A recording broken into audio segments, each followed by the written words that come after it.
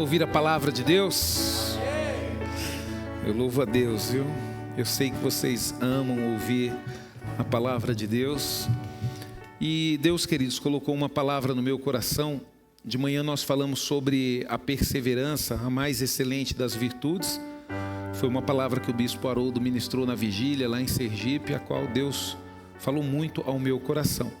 Eu ministrei essa palavra de manhã, você pode ouvir ela depois, e também o bispo ministrou essa palavra. Então, se você quiser ouvir direto da fonte, né?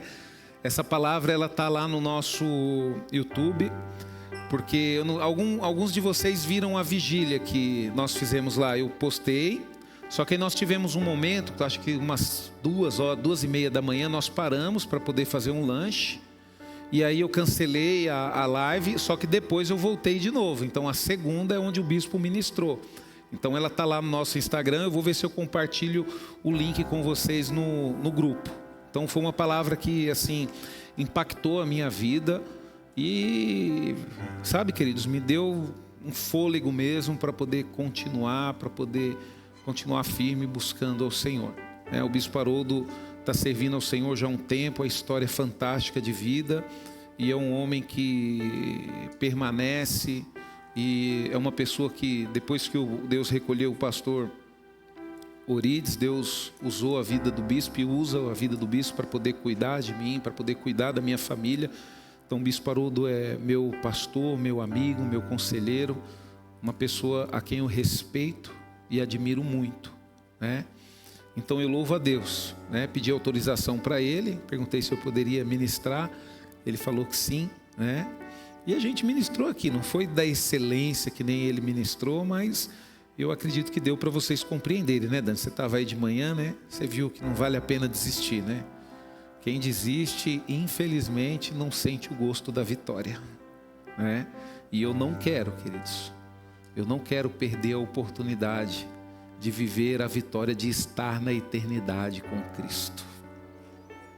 Sabe, queridos, e eu peço para Deus todos os dias forças para mim conseguir ficar firme na presença de Deus, para mim não me corromper, né? E é isso que nós temos que buscar, queridos, porque a palavra de Deus ela diz que nada pode ou nada poderá nos afastar do amor de Deus, né? Nada externo, né, queridos? Mas a gente sabe que as nossas decisões, as nossas escolhas nos afastam da presença de Deus. Assim a gente vê com muitos homens na Bíblia, né? Homens que tiveram momentos de dificuldade, porque por decisões, por escolhas, decidiram se afastar da presença de Deus. Então não negocie jamais, queridos, a sua santidade. Não negocie jamais os seus princípios. Não negocie jamais. Não negocie princípios que vai valer por uma vida inteira, por momentos de prazer, por momentos ali de felicidade. Não negocie, queridos, porque o que Deus tem para nós é algo maravilhoso. É algo que a própria palavra de Deus diz que nem olhos viram e nem ouvidos ouviram aquilo que o Senhor tem preparado para nós. Sabe? E um dia, queridos, eu quero viver isso que Deus tem preparado. E eu vou lutar. E eu vou fazer de tudo, se necessário for, pegar no seu pé, brigar com você, para que você também não perca essa oportunidade. Sabe, queridos? Por quê? Porque de acordo com o que nós lemos aqui de manhã, eu até vou ler, não faz parte da ministração, essa aqui é a palavra de manhã, que diz assim, o pecado aumentará por toda parte e esfriará o amor de muitos, mas aqueles que ficarem firmes até o fim serão salvos. Então por isso, queridos, que a gente tem que aprender a ficar firme. Por exemplo, você tem um trabalho, fica trocando de trabalho não, fica firme naquele trabalho, receba promoção, evolua, e quando for da vontade de Deus, Deus vai fazer você dar um salto para um lugar maior, mas fique firme. Às vezes você tem um sonho de ser empresário, fica firme na sua empresa, lute pelo seu negócio, não desista, né? Às vezes você tem um sonho de casar, né? E quando a gente está namorando, a gente acha que não vai ter dificuldade no casamento, né? Né, Rafa? Quando está namorando é tudo de bom, né? Acha que nunca vai ter dificuldade, né? Aí depois que casa, aí a gente percebe que nós vamos ter que ter força para ficar firme, queridos, firme. Então a palavra de Deus, ela é bem clara, queridos. Nós vamos ter que tomar a decisão de ficarmos firmes para sermos salvos. Então por isso que eu falo para você, aprenda isso, né? Vocês têm um pastor que nunca desistiu de ministério. Eu nunca desisti de ministério. Todo ministério que desde quando eu comecei na igreja, eu comecei no ministério de recepção. A Lília trabalhava lá junto com a gente, né, Lília? Acho que a Silvia me lembra de mim no ministério de recepção. Você lembra? Eu era bravo, nossa. Eu vi uma vez um irmão tratando mal a Lourdinha como uma irmã para mim, eu já queria brigar dentro da igreja, sair na mão já. Eu estava acabado de me converter. Fiquei no ministério, queridos, até o final. Depois participei do grupo de casais. Fiquei até o final, até o pastor me colocar em outro ministério. E assim foi a minha vida ministerial, queridos. Eu nunca cheguei e falei, estou cansado desse ministério, eu quero outro. Não. Porque o segredo no reino de Deus é você permanecer quando você não quer. Eu descobri isso, queridos. Então por isso quando eu não quero eu falo, carne, tu não quer, agora tu vai sofrer só para você poder aprender. Porque, pensa comigo, servir a Deus e fazer o que a gente quer é fácil. É fácil, porque você está fazendo simplesmente o que você quer, do jeito que você quer. É simples isso. Mas aqueles que permanecem, queridos, eles estão prontos para fazer o que eles não querem, né? Então nós falamos sobre isso e a palavra de Deus é maravilhosa. Por exemplo, é muito simples se Deus chegar para você e falar bem assim, por exemplo, você vai ser governador dos Estados Unidos. Eu vou dar um jeito de mandar você lá para os Estados Unidos e você vai ser o segundo homem mais poderoso do mundo. É lógico que todo mundo quer.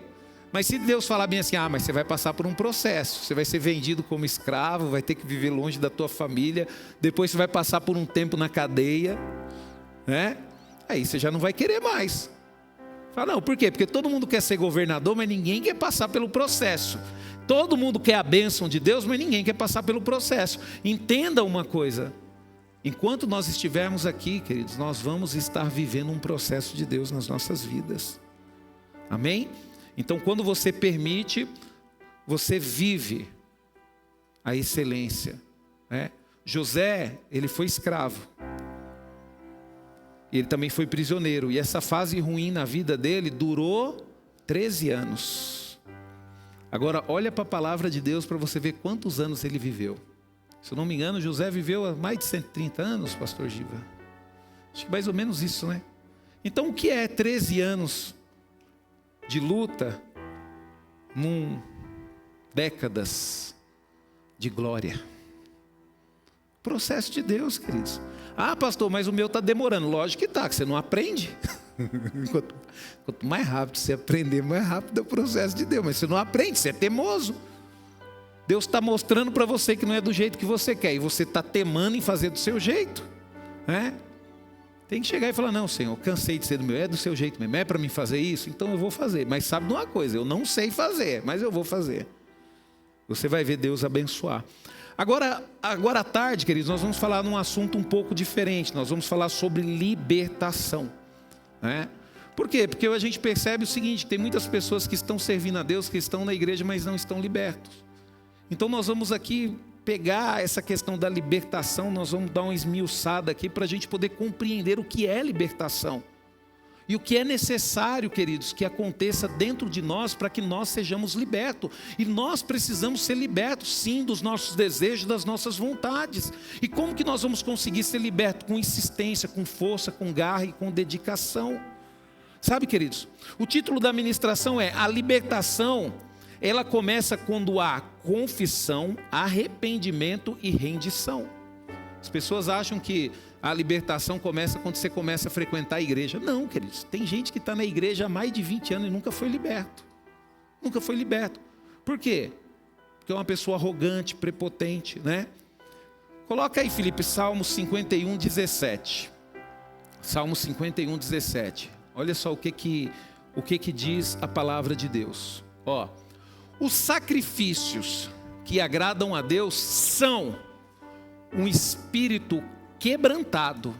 O Senhor não rejeita também um coração humilde e arrependido. Então, às vezes, queridos, a gente acha Que agradar o Senhor é subir aqui no púlpito e fazer uma pregação eloquente. Que agradar o Senhor é eu ler a Bíblia e chegar aqui, fazer uma pregação a qual eu dê um entendimento grego, hebraico para os irmãos. Não, queridos. Não adianta nada, eu posso subir aqui, posso ser a pessoa mais eloquente, mais sábia, mais dotada de conhecimento. Mas, se eu não tenho um espírito quebrantado, quer dizer, queridos, é um espírito, queridos, que se contenta com tudo que tem. É um espírito, queridos, que não importa a circunstância que ele vive bem com Deus. Se eu não tenho um espírito quebrantado, se eu não tenho um coração humilde e arrependido, eu não vou estar agradando a Deus, queridos. Porque o que agrada a Deus não é algo que acontece com você externamente. O que agrada a Deus é algo que acontece dentro de você, internamente. E por isso que você tem que estar muito bem resolvido. Eu lembro uma vez que eu cheguei aqui na igreja e eu fiquei chateado, né? Eu estava gripado, com uma dor nos rins, aí eu estava ali conversando, a irmã chegou para mim e falou: pastor, o senhor está ruim? Eu falei: estou ruim. Ela falou: o senhor não está orando, não? Aí eu fiquei nervoso, até falei com a irmã: você está comigo agora 24 horas por dia para saber se eu não estou orando, é? Então as pessoas têm um costume de achar, queridos, que quando você está passando por luta, por dificuldade, é porque você não está orando, é porque você não está se santificando. Mas quem disse isso, queridos? As maiores experiências que eu tive com Deus, queridos, foi o momento que Ele permitiu que eu fosse internado no hospital. Então isso não tem nada a ver. Você sabe se você está agradando a Deus. Primeiro, você tem um espírito quebrantado ou você é uma pessoa prepotente e arrogante? E segundo, você tem um coração humilde? Você é uma pessoa que sente arrependimento? Então quando nós olhamos a palavra de Deus, queridos, a gente sente isso, né? E aí eu pergunto para vocês: quantos aqui já pediram para Deus tirar a dor? Às vezes uma dor que você está sentindo, uma dificuldade, né? Você quer ser liberto. Senhor, eu quero ser liberto dessa dor, é difícil demais. E a gente muitas vezes pede para Deus tirar a dor. Mas não queriam abrir mão daquilo que causava dor. Fala: pastor, como assim? Eu não entendi. Não, eu te explico. Você está sofrendo por um relacionamento, mas você não quer abrir mão do relacionamento. Ou, por exemplo, você está com um carro que ele está te levando à falência. É um verdadeiro devorador na sua vida, mas você não quer vender ele? Não, mas se eu vender agora eu vou perder muito dinheiro. Então continua sofrendo. Então, queridos, nós sofremos por quê? Porque nós queremos que Deus tire a dor, mas Deus Ele quer tirar a raiz da dor. Ele quer mostrar para você aonde está essa dor. E na hora de tirar a raiz, queridos, machuca. Dói. Por quê? Porque pode ser que essa raiz ela esteja ali enraizada há muito tempo na sua vida, Então hoje, queridos, nós vamos falar sobre a diferença que muda tudo. Qual a diferença que é? É a diferença entre querer o alívio e desejar a libertação. Sabe, queridos, o problema é que nós só queremos alívio e temos dificuldade de desejar a libertação. Porque alívio, queridos, é isso que nós falamos. Alívio é você tirar a dor. Por exemplo, você está com dor, toma um remedinho. Aliviou. Que bom. Espera aí. Mas não é assim que funciona. Você tem que buscar a raiz dessa dor. Porque se o seu corpo está reclamando, algum problema tem. Então você vai tomar um remedinho, você vai trazer um alívio, mas você não vai resolver o problema. Para resolver o problema, você tem que procurar um especialista, fazer exames, descobrir o que está causando isso, e aí você vai tratar realmente aquela raiz, aquilo que está provocando a dor. Para quem tem problema com pedra no rim, sabe que você vai no médico, faz um monte de exame, tomografia, aquela coisa toda, aí de repente você vai lá, no meu caso, foi uma de 9 milímetros, depois uma de 13 milímetros, uma pedrinha pequenininha, causou toda aquela dor, toda aquela preocupação. Então a verdadeira libertação, queridos, ela não começa no grito, a verdadeira libertação não começa na emoção, ela não começa nem na manifestação espiritual, queridos. A verdadeira libertação, queridos, ela começa na decisão, num coração que decide. Pastor, decide fazer o quê? Primeiro, decide confessar. Quando você, queridos, tem né, um espírito quebrantado, você vai confessar. Por quê? Porque você vai sentir a dor que a pessoa que você prejudicou sentiu. Você vai falar bem assim: puxa vida, essa pessoa é tão boa comigo e eu dei mancada. E eu não posso fazer isso, eu não posso deixar essa pessoa sofrendo, eu tenho que falar. Eu tenho que falar. Então você vai sentir essa necessidade de quê? De confessar, né? De se arrepender. Você vai olhar diante de Deus e você vai reconhecer quem você é, a ponto de entender o que Deus fez por você e você se arrepender mesmo. E depois, queridos, o que? Se render a Deus. Por quê, queridos? Porque o que vai quebrar o poder das trevas na sua vida, queridos, é o reconhecimento, é a confissão. Não adianta. Deixa eu falar um negócio para você. Não adianta você querer preencher aquilo que você tem que confessar, aquilo que você tem que render com coisas. Não adianta. Não adianta. Eu lembro, há muito tempo atrás, eu aconselhei uma pessoa e essa pessoa estava tendo luta no casamento. E ela falando para mim assim: pastor, eu não entendo, eu tenho luta no meu casamento, eu vou para o monte orar, eu passo em campanha de oração, eu faço um monte de coisa, eu tenho não sei quantos ministérios na igreja, mas a minha luta ainda continua, né? Eu sofro no meu casamento. Aí o Espírito Santo me levou a olhar na mão da pessoa e eu não vi uma aliança.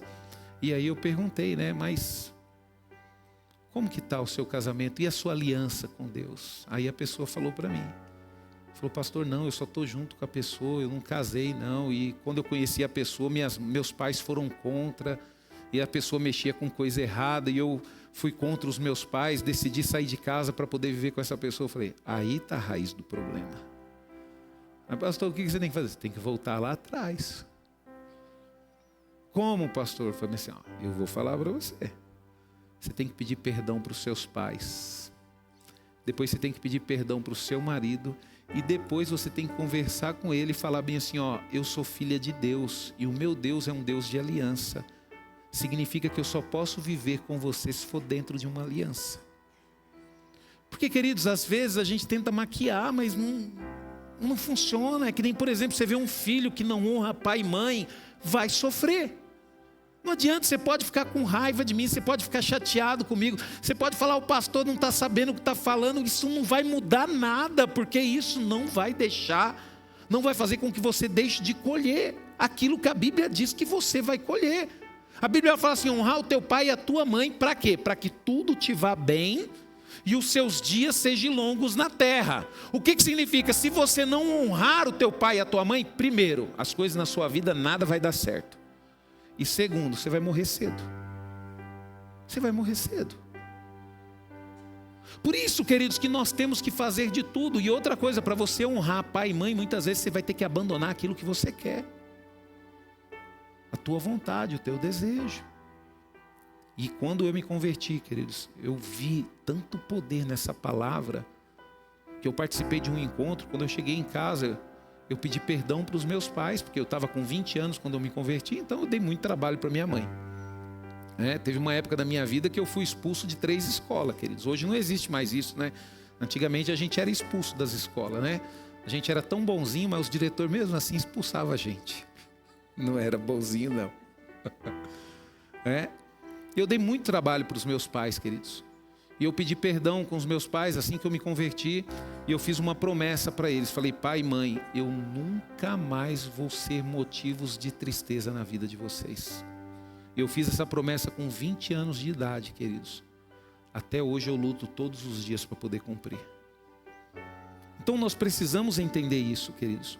A palavra de Deus em Provérbios 28:13 diz o seguinte: quem procura esconder seus pecados não prospera, mas quem confessa e abandona seus pecados alcança misericórdia.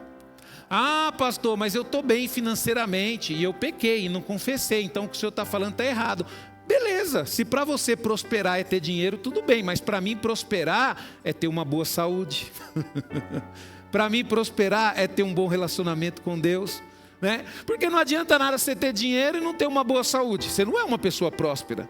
Você é uma pessoa que tem dinheiro, mas você não tem prosperidade. Você não tem amigos. Uma pessoa próspera, ela tem amigos. Uma pessoa próspera, quando ela está passando por luta, dificuldades, ela tem pessoas a quem socorrer, né? Então, uma coisa é certa, pode ser que você esteja com dinheiro, mas eu tenho certeza que você tem um problema na sua saúde, você tem um problema com seus amigos. Por quê? Porque você não conseguiu confessar o seu pecado, você não conseguiu ser verdadeiro com aquelas pessoas que foram verdadeiras com você, com Deus, que o tempo todo está sendo verdadeiro com você. Então a palavra de Deus, ela é bem clara, queridos. Quem procura esconder seus pecados não os prospera, mas quem confessa e abandona seus pecados alcança o quê? Misericórdia. Alcança a misericórdia, significa alcança o perdão. Você não deixa de sofrer as consequências, mas você alcança o perdão. A palavra de Deus em Salmos 3:5 diz o seguinte, presta atenção. Eu tentei por algum tempo esconder os meus pecados. Isso é Davi falando. Mas fiquei muito fraco, gemendo de dor e aflição o dia inteiro. De dia e de noite as suas mãos pesavam sobre mim, fazendo com que a minha força fosse se esgotando, como a seca faz com um pequeno riacho. O sofrimento continuou, até que admiti a minha culpa e não escondi mais o meu pecado. Pensei comigo mesmo, confessarei as minhas transgressões ao Senhor, e o Senhor perdoou a culpa do meu pecado. Portanto, que todos os que são santos orem ao Senhor enquanto podem ser encontrados. Quanto às muitas águas se levantarem, elas não os atingirão. O que o salmista está falando aqui, queridos? Que ele só conseguiu encontrar alívio para a dor dele quando ele confessou os pecados dele. E ele está aconselhando, se corrija, se conserte com o Senhor antes que venham as dificuldades. Porque se você se acertar com o Senhor, quando vier a dificuldade, as mãos do Senhor vão estar sobre a sua vida. Aí você fala, pastor, ele confessou o pecado. Confessou, querido, todo mundo sabe os pecados de Davi. Não sabe? E pelo fato de nós sabermos o pecado de Davi, ele deixou de ser rei? Pelo contrário, queridos. Deus, queridos, abençoou a vida dele, que muitos pregadores hoje usam os pecados do rei Davi para falar o quanto ele foi grande e teve coragem de se arrepender. Sabe, queridos, Deus ele é tão maravilhoso que ele transforma aquela desonra em algo honroso. Na quarta-feira mesmo, né, Alan, nós tivemos aqui o Homens de Valor, e a gente teve alguns testemunhos aqui. E a gente teve aqui confissão mesmo, né, de coisas que a pessoa viveu que foi terrível, mas hoje, o que ele viveu, o fato de confessar e o fato de perdoar, nos faz o quê? Nos faz admirar essa pessoa e honrar essa pessoa. E é dessa forma que Deus trabalha, queridos. É dessa forma que Deus trabalha. Deus ele não tem por interesse humilhar ninguém, queridos, né? O pecado, quando ele é escondido, o que ele cria? Ele cria prisão. E o diabo ele trabalha dessa forma, né? Quando a pessoa chega, ó, eu vou falar uma coisa para você, mas não fala para ninguém. Não, ó, eu estou falando aqui do pastor, mas você sabe, não é falar mal dele, né? Então por que você está falando para mim? Fala para ele. O inimigo ele trabalha dessa forma, queridos. Por quê? Porque ele trabalha no escondido. E nós temos que entender como que ele trabalha, né? Como que o inimigo trabalha, queridos? É a mesma coisa que um exemplo, o ministério de louvor, né? Vamos supor que o ministério de louvor é um grupo grande. Aí daqui a pouco você vai conhecer uma pessoa que não gosta da Lani. Aí essa pessoa, ela está ali, conhece alguém do ministério de louvor, aí fala assim, olha lá. A Lani fica tocando teclado, mas ela não é que nem o Rafa. Ela não coloca aquele tecladinho colorido e fica fazendo um sonzinho diferente. Podia fazer isso, né? E aí o que acontece? Já vai fazendo as outras pessoas criar um ranço dela. E aí daqui a pouco esse outro vai falar, é mesmo? Aí daqui a pouco vai falar para o outro, olha lá, Júnior, você viu a Lani lá? Por que ela não coloca aquelas luzinhas que o Rafa coloca? E quando pensar que não, queridos, a Lani, que é uma bênção, se esforça para estar na igreja, toda vez que está escalada, está aqui, assume o papel dela, faz com, sabe, com excelência, e aí já começa a criar já uma separação dentro do ministério. E quando pensa que não, está todo mundo falando mal daquele que está se comprometendo, daquele que está fazendo as coisas. Porque entenda uma coisa, queridos, você não percebeu isso? Deus ele não precisa de dons. Ele precisa de pessoas que perseveram. Deixa eu falar um negócio para você. O ministério de louvor aqui. Às vezes você quer um excelente tocador de teclado. Mas Deus não. Deus ele quer um tocador de teclado que vai estar aqui quando ele for escalado.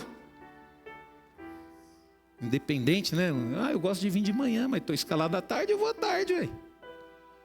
Então é dessa forma que o inimigo trabalha, queridos, principalmente dentro da igreja. Por isso que eu falo para você, cuidado. Pelo amor de Deus, não fale de seu ninguém. Comece a ver qualidade na vida das pessoas. Ah, é, pastor? É difícil? É difícil, queridos. E eu vou falar um negócio. Se você não fazer desse jeito, eu vou falar para Deus te levantar para fazer ofício fúnebre. Porque ofício fúnebre, queridos, é fogo. Quando você está fazendo um ofício fúnebre de um irmão abençoado que viveu a vida para a obra de Deus, é maravilhoso. Isso é, irmãos, glória a Deus. E vamos louvar o Senhor, né, Lani? E agora, quando você está diante de uma história triste? E aí, queridos? É que nem aquela história, né? Diz que tinha um pregador na cidade, ele era famoso, que o ofício dele fúnebre era maravilhoso e ele sempre falava bem das pessoas. E aí morreu um cara lá na cidade que ninguém gostava do cara. O cara não tinha nada de bom. Aí falou bem assim, puxa vida, agora todo mundo vai nesse velório, porque vamos ver o que o pregador vai falar de bom dele. E o velório encheu, queridos, e todo mundo ficou surpreso. Falou, mas ele era tão querido assim, mas só para ver o pregador. Na hora que o pregador pegou a falar, falou, fulano, ele era uma bênção, porque ninguém na cidade assoviava como ele assoviava. Então, queridos, a gente tem que motivar, sabe? Para de ficar chateado, não deixe com que as pessoas te façam ficar chateado com outras pessoas, porque isso traz tristeza para o seu coração. Ame as pessoas, a palavra de Deus, amarás o Senhor teu Deus de todo o teu coração e o próximo como a ti mesmo. Como que você pode amar o próximo se você fala mal dele, se você deseja mal para ele? Então nós precisamos, queridos, entender, porque diferente do inimigo, Deus trabalha na luz. Saul, queridos, ele escondeu a desobediência, e o que aconteceu com ele? Ele afundou de forma progressiva. Davi, queridos, por um certo tempo ele tentou esconder, e nós lemos ali o que aconteceu com ele. Sua alma secou, mas quando Davi confessou, o que aconteceu na vida dele? Começou a restauração. Começou a restauração. Aquilo, queridos, entenda isso, aquilo que é exposto diante da cruz pede a força. Perde a força. A palavra de Deus em João, 1 João 1,9 diz o seguinte: mas se confessarmos os nossos pecados, Ele é fiel e justo para perdoar os nossos pecados e nos limpar de toda a maldade. Você sabe o que é maldade? Você viu tudo isso que eu falei? Dentro da igreja a gente vê a maldade dessa forma, intriga, fofoca. Aí você fala bem assim, pastor, mas a pessoa só fala mal dos outros, por quê? Porque a pessoa peca, não confessou o pecado e a maldade está enraizada no coração. Está enraizada no coração. E como que você pode se relacionar com uma pessoa que tem maldade? Queridos, deixa eu falar um negócio para você. A maldade sempre vai ter mais facilidade de te influenciar do que a bondade. E isso é uma coisa que, se você tem um tempo na igreja, você já percebeu isso. As pessoas que têm tendências a coisas más, ela consegue muito mais agregar pessoas do que aquelas que têm tendência a coisas boas. Uma criança, queridos, a criança ela tem a tendência a aprender coisa má sem ninguém ensinar. Eu tenho uma pequenininha lá que esse dia ela soltou um tapa no meu joelho. Eu não deixei ela fazer uma coisa lá, ela soltou um tapa no meu joelho. Eu olhei e falei, rapaz, é ousada, viu? Aí na hora que eu olhei para ela, falei firme, eu acho que ela se arrependeu, queridos. Por quê? Porque a maldade, queridos, ela sempre tem facilidade. A pessoa ela vai ter muito mais facilidade de te encantar com uma mentira do que com a verdade. Por isso que você tem que tomar cuidado. A igreja, queridos, não é formada por pessoas ingênuas. Nós somos pessoas inteligentes, nós temos a palavra de Deus, a gente consegue identificar a maldade. A gente sabe identificar isso. Você só convive com pessoas más porque você quer, mas você sabe identificar a pessoa quando ela é má. E a gente tem que ter noção dessas coisas, queridos. né? O arrependimento, queridos, o que ele vai produzir? Ele vai produzir uma transformação. Por isso que é necessário você se arrepender, para que haja libertação na sua vida. Se você não se arrepender, você nunca vai ser cheio do Espírito Santo. A palavra de Deus em 2 Coríntios 7, capítulo 7, versículo 10 diz: porque Deus às vezes utiliza a tristeza em nossas vidas para nos ajudar a nos afastarmos do pecado. Nos arrependemos para assim nos levar à salvação. Já a tristeza do homem incrédulo não é tristeza de arrependimento verdadeiro e produz a morte. Confessar, queridos, sem arrependimento é admitir o erro. Você admitiu que você errou, mas você não confessou. Por quê? Porque arrependimento é mudança de direção. Quando a pessoa se arrepende, queridos, ela nunca mais faz aquilo a qual ela se arrependeu. Nunca mais. Então por isso que nós temos que tomar cuidado com isso. Vamos fazer aqui um contraste com a vida de Judas e Pedro. Todos nós conhecemos Judas. E conhecemos muito bem. Alguns de nós até maiou Judas já. Quem aqui já maiou Judas, levanta a mão. Ah, pastor Rafa, já maiou Judas, pastor? E era gostoso, não era? E a gente, teve uma vez que eu peguei um Judas, amarrei a corda no pescoço dele e saí puxando na rua, assim. Então a gente conhece o Judas, queridos. A gente conhece o Judas. A gente sabe que ele fez de errado e a gente quis maiar ele, maiava ele com: por que você entregou Jesus? E eu olhava para aquele boneco, eu ficava com raiva: por que você entregou Jesus? E lápide dele. Sabe, queridos? Mas a gente pode fazer aqui um contraste entre Judas e Pedro. Judas, queridos, ele teve remorso. Os dois deram mancadas com Jesus. Os dois traíram Jesus. Os dois traíram Jesus. E você sabe, você que é filho de Deus, você que está um tempo na igreja, você sabe que não existe pecadinho e pecadão, existe pecado, né? Para o homem, um é mais feio do que o outro, mas para Deus é pecado. E nós temos que entender isso. Mas Judas, quando nós lemos a história, queridos, Judas teve remorso e Pedro não. Pedro teve arrependimento. Por quê? Porque quando você tem remorso, você foge. Judas, ele fugiu da presença de Deus. Já Pedro foi diferente, queridos. Pedro, ele correu para Jesus. Eles falam: pastor, Pedro correu para Jesus. Correu, queridos. Leia aquela passagem na Bíblia, quando as mulheres falaram que Jesus tinha ressuscitado, Pedro saiu correndo para encontrar com Jesus. Diferente de Judas, que foi se enforcar. Sabe, queridos, Judas, ele acabou se destruindo, ele se destruiu. E quando a pessoa tem remorso, a pessoa faz isso. Quantas pessoas tiram a vida? Nós estávamos lá em Sergipe, aí nós passamos lá no mercado, e nesse mercado tinha uma ponte grande lá, a maior ponte lá de Aracaju, que liga Aracaju, Barra dos Coqueiros. Aí a pastora Cleide falou: pastor, está vendo essa ponte aí? Todo mês, pastor, tem pessoas que se jogam aí de cima. São pessoas, queridos, que teve um momento de quê? De remorso. Puxa vida, eu estava tão bem financeiramente, fui me envolver com o tigrinho, agora estou devendo tudo. Como eu tenho remorso disso, eu vou tirar a minha vida. E vai tirar a vida. Né? Por quê? Remorso. E foi o que aconteceu com Judas. Né? Ele foi destruído, mas Pedro não. Pedro, queridos, ele correu até Jesus, ele se arrependeu, ele foi restaurado e usado por Deus. Só que tem que ter o arrependimento, queridos. Tem que ter aquele momento de conversa. Pedro, ele se arrependeu e ele conversou com Jesus. E Jesus falou: Pedro, tu me amas? Porque lá atrás você falou que amava, falou que morria por mim, né?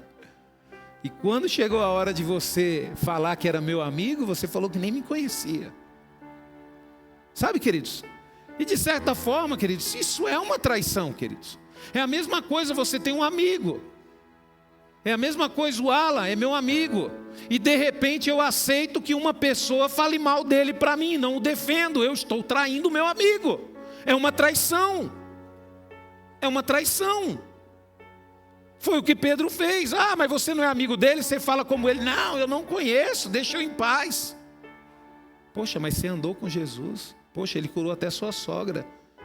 Pode ser que tenha sido por causa disso, né? Que negou. Poxa, ele curou sua sogra, ele entrou na sua casa e você tem a coragem de falar que não conhece. É a mesma coisa a pessoa falar mal do Ala para mim. Pô, mas o Ala é seu amigo, ele te ajudou no momento que você precisava. Ele sempre foi uma bênção na tua vida. E agora você está deixando falar mal dele?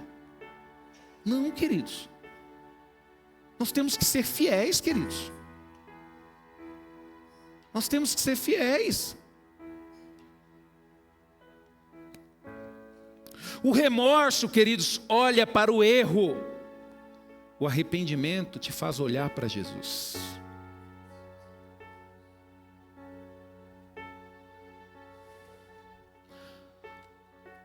A palavra de Deus em Lucas, capítulo 15, versículo 17 ao 20.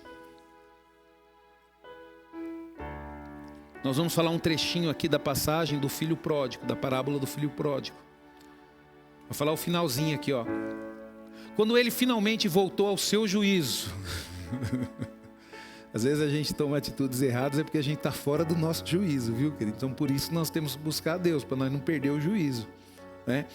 Quando ele finalmente voltou ao seu juízo, disse consigo mesmo: lá em casa até os empregados do meu pai têm comida de sobra, e aqui estou eu morrendo de fome, e eu vou para casa junto do meu pai, e lhe direi: pai, eu pequei contra os céus e contra o Senhor, e já não mereço ser chamado seu filho. Por favor, trate-me como um dos seus empregados. Então ele levantou-se e voltou para casa, para junto do seu pai. E quando ainda estava longe, seu pai o viu, e seu coração se encheu de compaixão. E ele correu em direção ao seu filho, o abraçou, o beijou. Sabe, queridos, esse jovem aqui, ele não foi restaurado quando ele estava no chiqueiro fedendo. Ele não foi restaurado quando ele estava no chiqueiro fedendo. Ele foi restaurado quando ele decidiu voltar para a casa do pai. Quando ele se arrependeu. Sabe, queridos? E o arrependimento verdadeiro, ele te faz o quê? Primeira coisa, abandonar práticas. O arrependimento te faz também romper ciclos.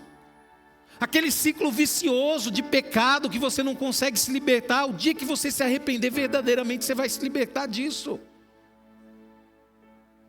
Você vai se libertar disso. O arrependimento também, queridos, verdadeiro, vai nos fazer o quê? Cortar ambientes. Cortar ambientes com amizades que não nos levam a nada.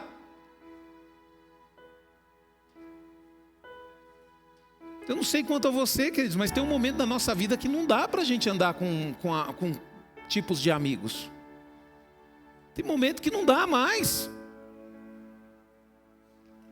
Tem momento que você vai voar, e se o seu amigo não quiser voar junto com você, não dá. E o reino de Deus é assim, queridos. O reino de Deus você não consegue carregar ninguém. É uma coisa que meu sogro sempre ensinou para minha esposa. Ele sempre falou: Débora, entenda uma coisa, Deus não tem netos, Deus tem filhos. Significa o seguinte, que você não deve ficar preso naquilo que eu fiz, você tem que fazer a sua história. Porque Deus não te vê como neta, Deus te vê como filha. E o problema é esse, queridos, a gente fica vivendo da glória dos nossos pais.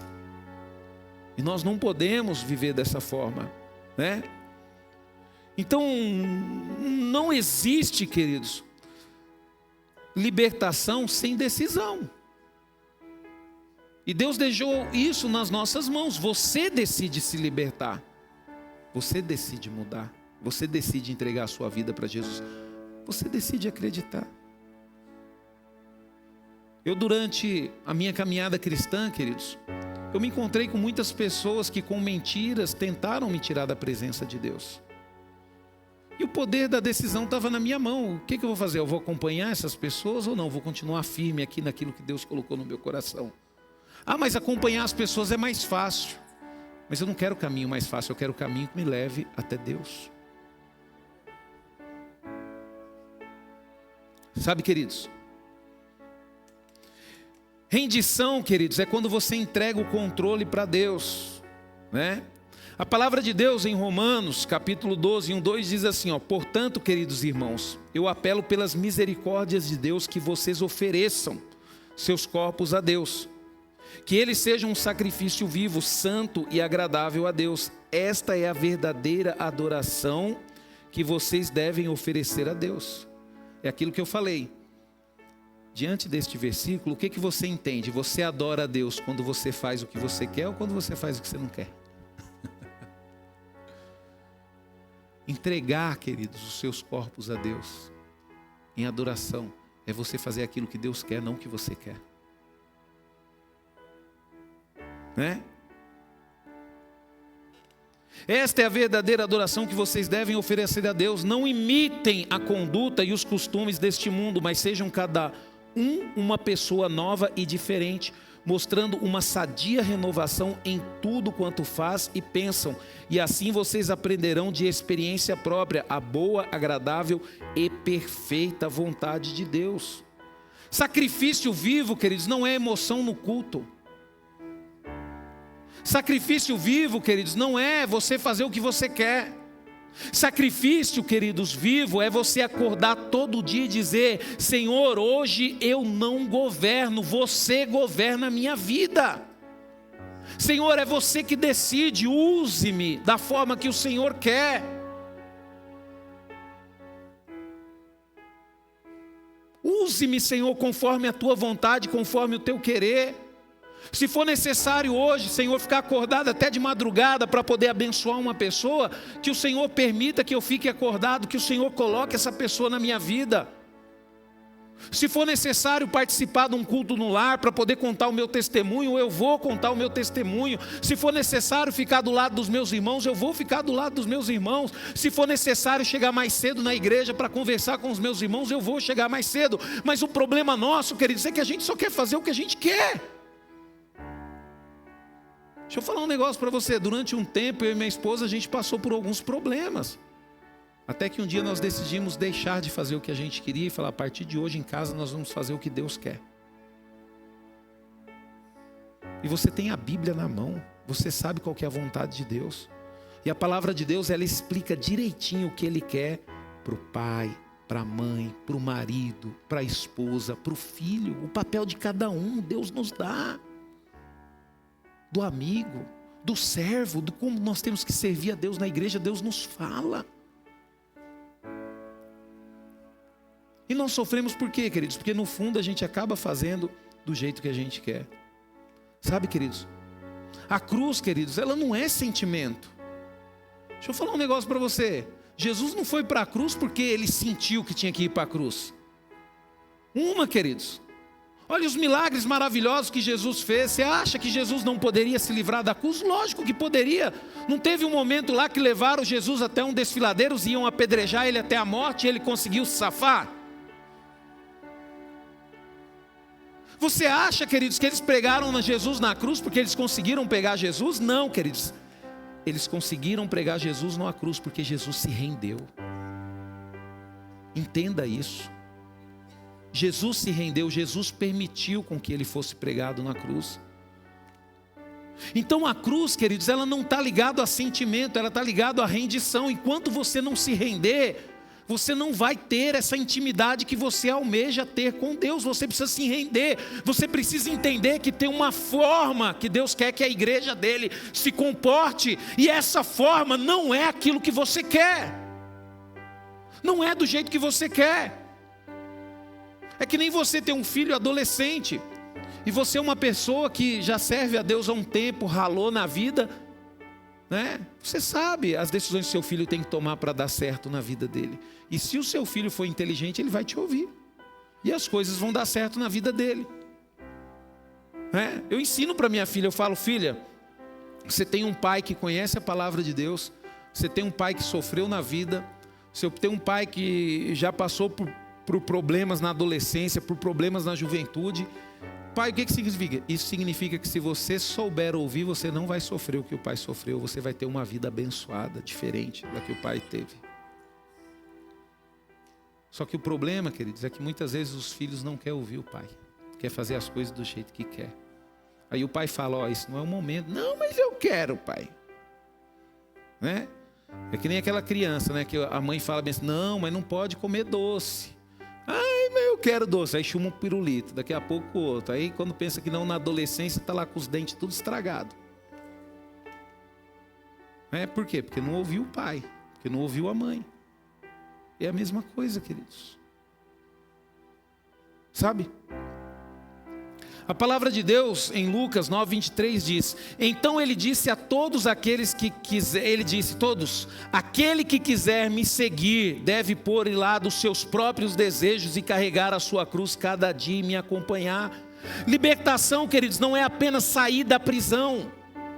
Libertação, queridos, é você decidir nunca mais voltar para ela.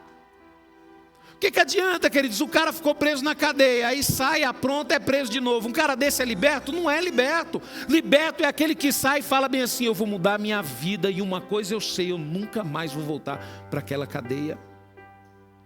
Eu aceitei Jesus com 20 anos de idade, queridos. E a decisão que eu tive, eu nunca mais quero voltar para esse mundo.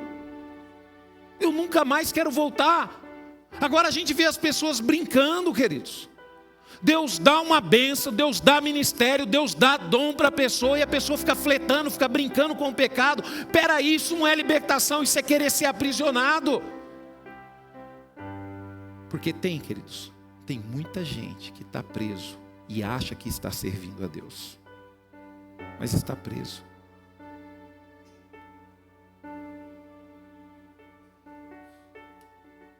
Quando nós olhamos para a palavra de Deus, queridos, lá em Marcos capítulo 5, lá a partir do verso 1, eu não vou ler para a gente ganhar tempo. A palavra diz, queridos, que eles foram para um lugar, e quando eles chegaram lá, eles foram para uma região, a região dos Gadarenos, e um homem endemoniado, queridos, por um espírito imundo, veio correndo do cemitério, no momento em que Jesus estava saindo do barco. Esse homem, queridos, ele morava entre os túmulos, ele tinha uma força, queridos, que sempre que era preso com algemas e correntes, como muitas vezes aconteceu, ele quebrava as algemas dos pulsos, despedaçava as correntes e ia embora. Ninguém tinha força suficiente para dominá-lo. Então, quando você olha para a palavra de Deus, queridos, ninguém conseguia prender esse gadareno, ninguém conseguia controlá-lo, mas um encontro com Jesus mudou tudo. Mudou tudo.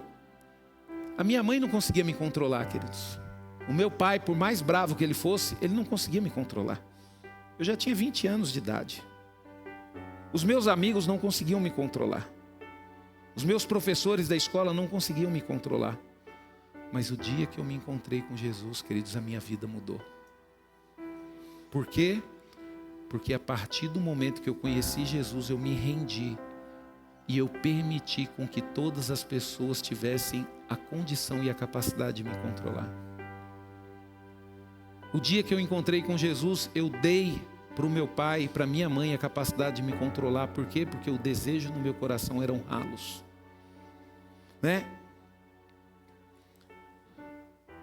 Então, queridos, a gente olha que esse encontro foi maravilhoso. Por quê, queridos? Porque o que o homem não resolve, Jesus resolve. Tem coisas na sua vida que você está lutando e não dá certo. Sabe por quê? Porque você está fazendo do seu jeito. Porque você está fazendo com as suas próprias forças. Mas o dia que você tiver um encontro real com Jesus e você colocar nas mãos dele, você vai ver o que Deus vai fazer. Sabe, queridos? Davi, queridos, ele caiu profundamente. E ele conseguiu a misericórdia de Deus. Por quê? Porque ele se rendeu. Pedro negou Jesus, queridos, e ele cuidou da igreja de Cristo. Por quê? Porque ele se rendeu. O filho pródigo, queridos, ele voltou fedendo, mas ele conseguiu o perdão do pai. Por quê? Porque ele se rendeu. Isso nos prova o quê, queridos? Que Deus, ele só entra com a libertação verdadeira quando há rendição. Se você não se render, queridos, você nunca vai viver a libertação de Deus. A palavra de Deus em Salmos 34:18 diz: o Senhor, preste atenção, o Senhor está sempre perto. Você quer o Senhor perto de você? E Ele está sempre perto. É de todo mundo? É de todas as pessoas? Não. O Senhor, Ele está sempre perto de quem tem um coração quebrantado e salva os de espírito humilde. Nós vamos ceiar, queridos, e nós vamos ter a oportunidade de nos rendermos. E eu quero já pedir para o pessoal do louvor assumir as suas posições, os diáconos, sabe? E o que eu quero dizer para você, queridos, hoje Deus não está procurando aparência espiritual. O problema nosso é achar que Deus procura aparência espiritual, né? Deus não está procurando aparência espiritual. O que Deus está procurando? Sinceridade, queridos. Sinceridade. E quando nós olhamos, queridos, às vezes o maior milagre dessa noite, Deus ele quer operar milagre nessa noite, o maior milagre não é você ver uma pessoa cair. Não. O maior milagre, queridos, é você ver uma pessoa se levantar. Através da confissão, através da rendição. Uma pessoa que decide se entregar totalmente a Jesus. E se você quer confessar, se arrepender e se render, hoje é o momento. O momento que você vai estar diante do corpo de Cristo. O momento que você vai estar diante, sabe, do sangue de Cristo. E eu vou pedir para o Ministério de Louvor nos levar em adoração. E eu vou pedir para os diáconos servir a ceia. E você vai pegar um pedacinho de pão, você vai pegar um copinho contendo suco de uva e você vai guardar aí. Até o momento que os diáconos entregarem para todos e juntos nós vamos orar e nós vamos ceiar ao Senhor.